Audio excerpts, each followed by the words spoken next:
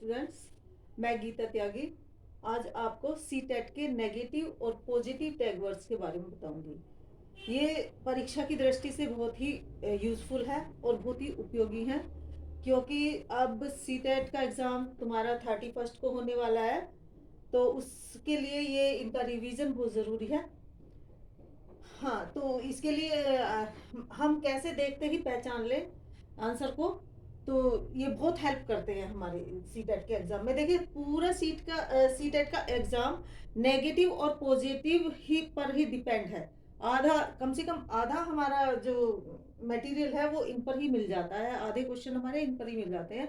और आपको पता है कि सीटेट में लगभग आधे, जैसे 150 नंबर का सीटेट है तो 75 मार्क्स की तो पेडागोजी ही होती है सारे सब्जेक्ट्स की मिला के।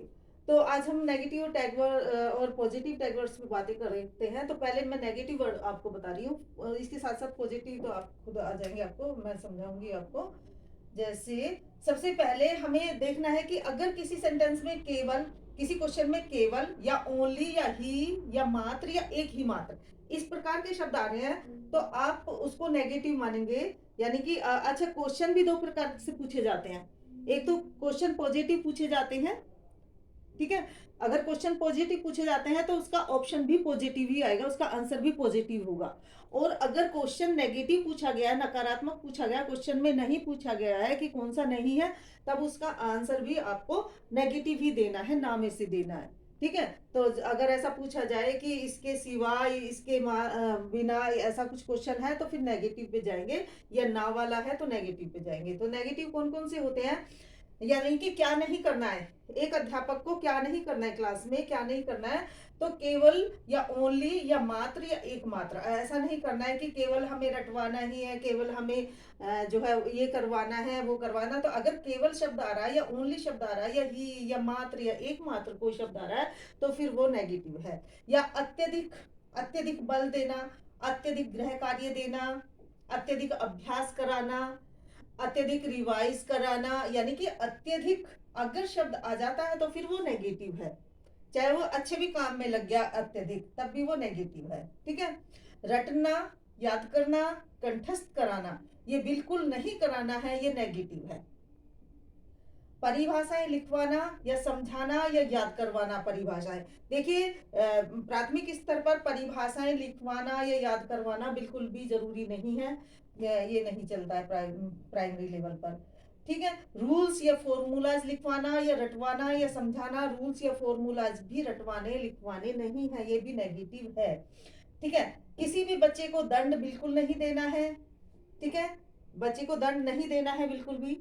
और ये नेगेटिव है, अगर दंड दे रहे हो बच्चे को, या चुप करके बैठा रहे हो बच्चे को, डांट कर बैठा रहे हो बच्चे को, तो ये बिल्कुल नेगेटिव है, ये नहीं करना है।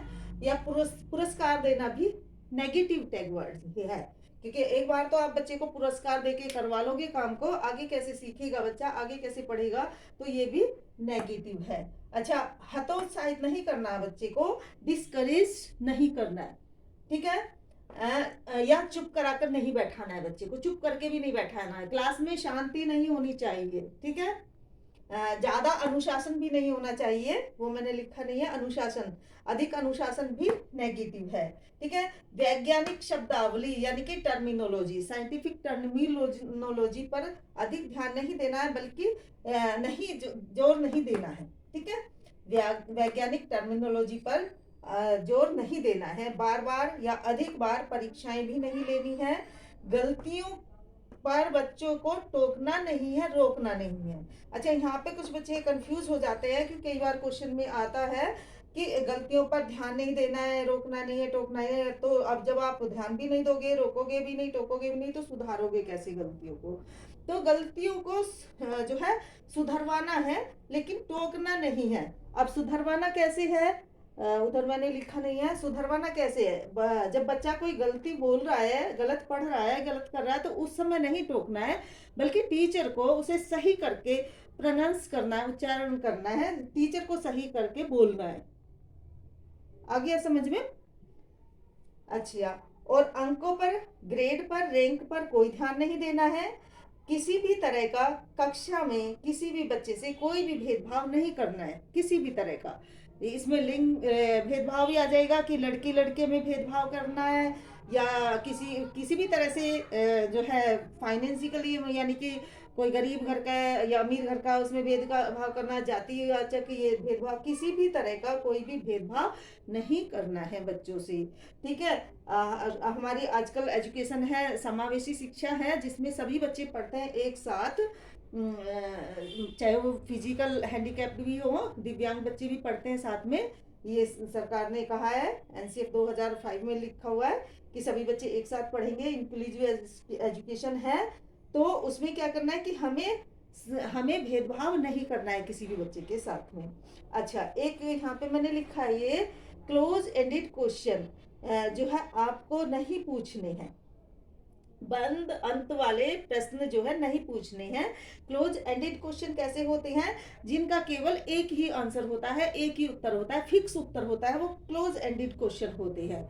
तो हमेशा ऐसे क्वेश्चन पूछने हैं बच्चे को कि बच्चा ज्यादा से ज्यादा अपने विचार व्यक्त कर सके उस के बारे में।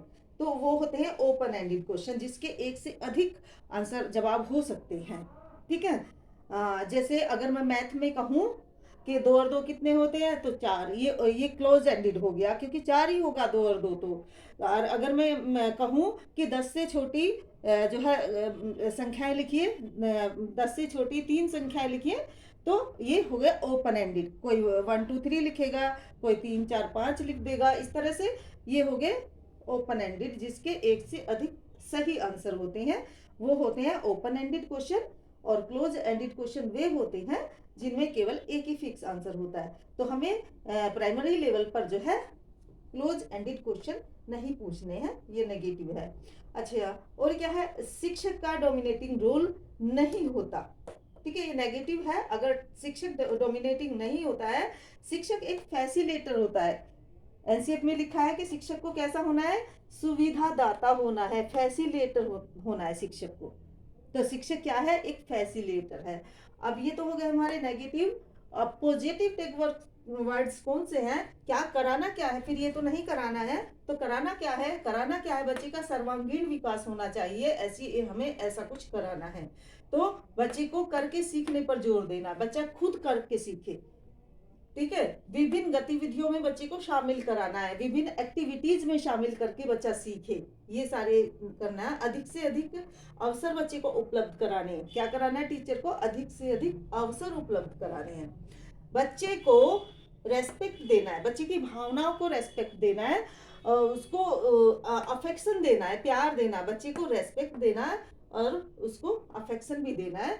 बच्चे की भावनाओं की कद्र करना है, उसकी फीलिंग की कद्र करना है बच्चे की। बच्चे को उत्साहित करना है। ठीक है, जैसे इधर लिखा था हतोत्साहित करना, तो ये नेगेटिव है, हतोत्साहित नहीं करना है, बल्कि बच्चे को उत्साहित करना है, उसके अंदर जिज्ञासा को बढ़ाना है।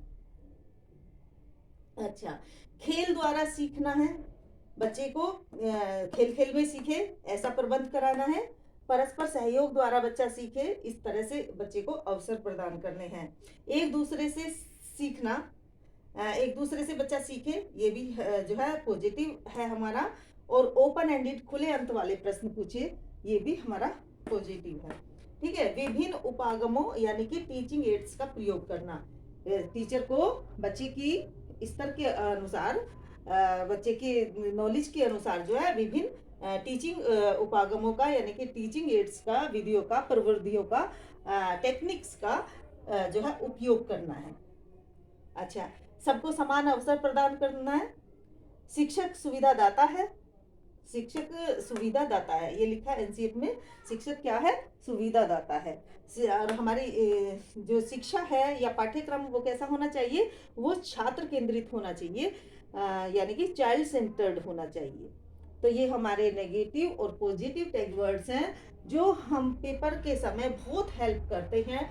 बहुत सारे क्वेश्चन हमारे सिर्फ इसी समझ से जो है सोल्व हो जाते हैं। बस आपको क्या समझना है, क्या आप पेपर देते समय आपको क्या ध्यान में रखना है? अगर आप प्राइमरी लेवल का दे रहे हैं, तो आपको जो है 5वीं क्लास तक के बच्चे को ध्यान में रखना है।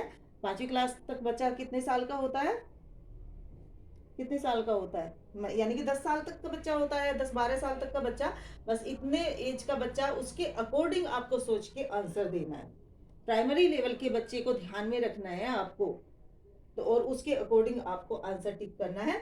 इससे आगे मेरी और वीडियो आएंगी, और जो भी डाउट्स होंगे या मैं अपने अकॉर्डिंग जो सोचती हूँ, जहाँ पर जो प्रॉब्लम बच्चों को आती हैं जिन बातों में, उनके ऊपर भी मैं वीडियो बनाऊंगी। और अब मेरी लगातार वीडियो आएंगी, आप देखते रहना। ठीक है, ओके बाय। मैं ये नहीं बोलूँगी मेरे चैनल को सब्सक्राइब करें या लाइक करें। अगर आपको अच्छा लगता है, मैं तो सिर्फ दूसरों की हेल्प के लिए कर रही हूँ। अगर आपको अच्छा लगता है तो मैं आगे बनाती रहूँगी। Okay bye.